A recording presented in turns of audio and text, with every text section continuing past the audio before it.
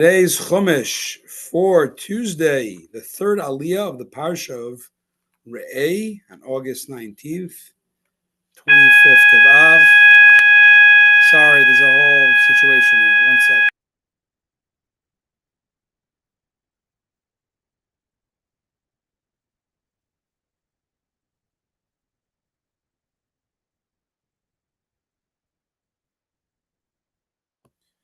Okay, here we go. I'm going to have to cut today's class a little bit short due to my kids' doctor appointments. But Shlishi, verse Chavtes 29.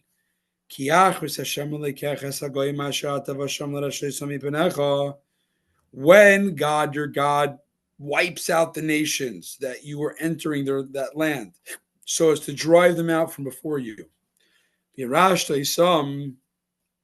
You shall take control of them, you shall dwell in their land. Okay, Rashi, Lamed. Be careful, that you're not lured into following them. Ufen Sidrash.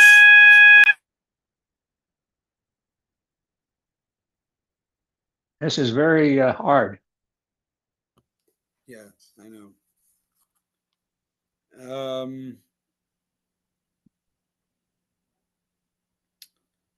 Be careful that you're not lured into following them. So, for you'll see they were destroyed from before you. Ufen Sidrash lelehem limer. That you do not seek out their idols, saying, how did these nations worship their gods, and I too will do the same? Meaning, don't keep them around. Can you unplug it, Rabbi? It's not me. It's the alarm system is messed up. Anyways, I wish it was easier.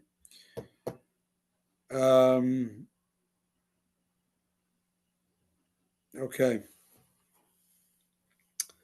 How did these nations? So don't keep them around because they are wicked and they're being destroyed. And if you keep them around, you're going to be doing their idols, which is you might go after them, which is very bad. Lamed Pentinokish. You should not be lured into following after them. Uncle is translated in the sense of moikesh is a trap.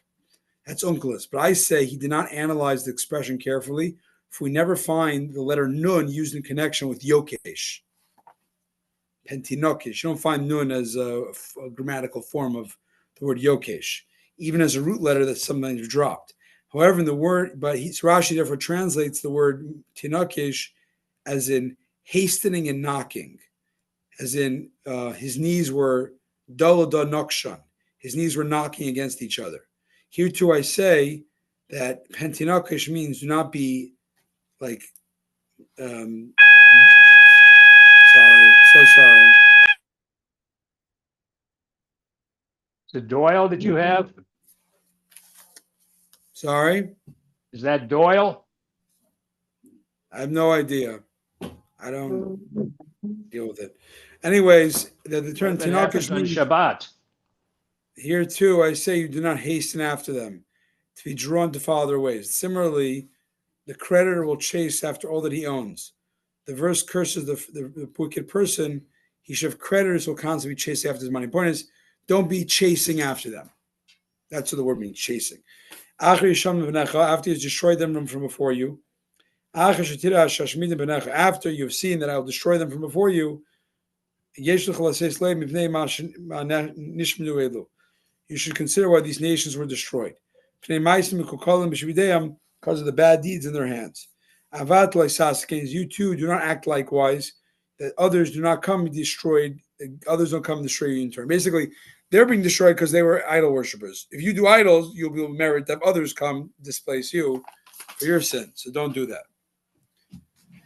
And you shouldn't. The way it says, you might be Lord after them to say, how will I? How did they worship idols? Ooh, what's that there? The Torah previously has prescribed punishment for idol worship only by slaughtering animals, or burning them on the altar, or doing the acts of pouring wine or bowing down. as it's written, Bilti la Hashem lavadai. Dvoram nas l'gavai. Basically, till now, the way we understood how to be a person sins idol worship is through the acts. Sorry.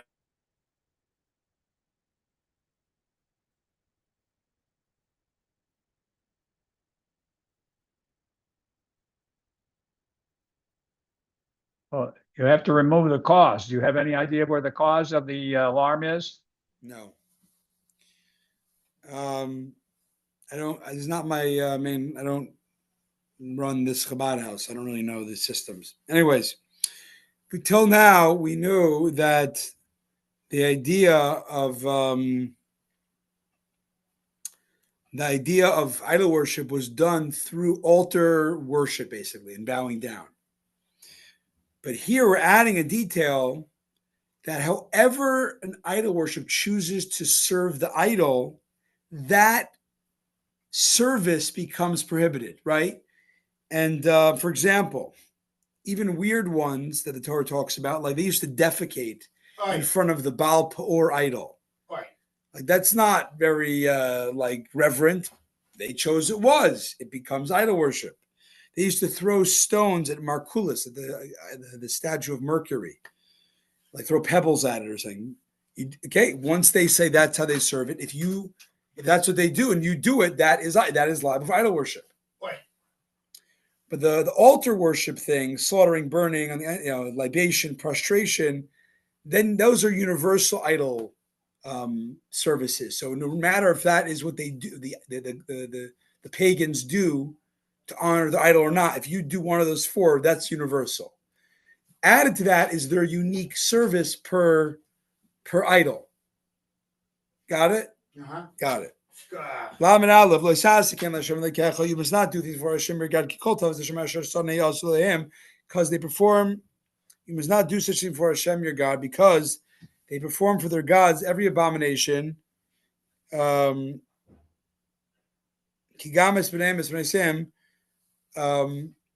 even their sons and daughters, they burn in fire to their gods.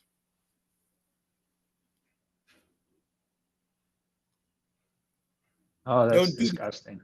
Disgusting, right? Even their sons. The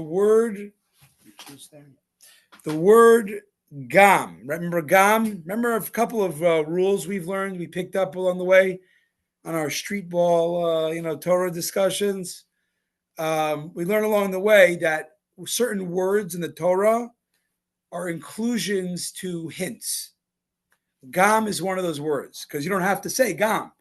You could just say here, don't do what they do, for they do such things as burning their children. Right. So it's gam. They also burn their children. So that it says that they even burn their parents. The gam, the children was the thing. As I have to mention from my childhood, old film depiction of Around the World in 80 Days of Jules Verne's book, right? Uh-huh. So the famous scene of they're about to sacrifice the princess, the pagans sacrifice a princess to their idol, and the hero Phileas Fogg, I think his name's something Fogg, saves her. Anyways, but apparently burning children and even parents was a thing. Rabbi Akiva one time the said, parents must have taught the children that I don't understand how that could happen. Rabbi Akiva said, he testified, I once saw a non-Jew who tied up his father in front of his dog idol and devoured him. I guess they worshipped a big dog. And he tied up to offer his father to the idol. Wow. Aleph is called Hadavar Asher Anoichi Mitzav Eschem Aisei Sismer Lasois. The entire thing I'm commanding you. You know that Akiva said that? Who said that he saw tie down and eat and all that? What was Sadik said it? Rabbi Akiva. Akiva. It's called Hadavar Asher Anoichi Mitzav Eschem. The entire thing I'm commanding you. You shall be careful to do it. Do not add to it. Do not subtract from it. Aleph. It's called a davar. The entire thing. So now it's chapter 13 of this book, of Deuteronomy, Devarim. The entire thing, what's the entire thing? You said you got to do the whole mitzvahs last week, or at least a bunch of times. Here it's referring to even do the lighter commandments, the ones that aren't so, big and reverent. Even the small ones you got to do. Be careful. Tishrin la'asais, be careful to do them, because this is adding a negative prohibition on the positive precept said in the parsha of these small mitzvahs. Because every time it says hishamer, guard is a term of negative prohibition.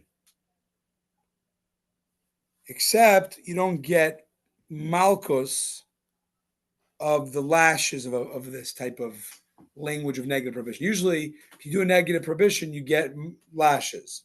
But if it says a negative inverse, a converse, so do this and hishamer, be very careful, which means now there's a negative. It's a lesser type of negative. You don't get lashes, apparently. Rabbi.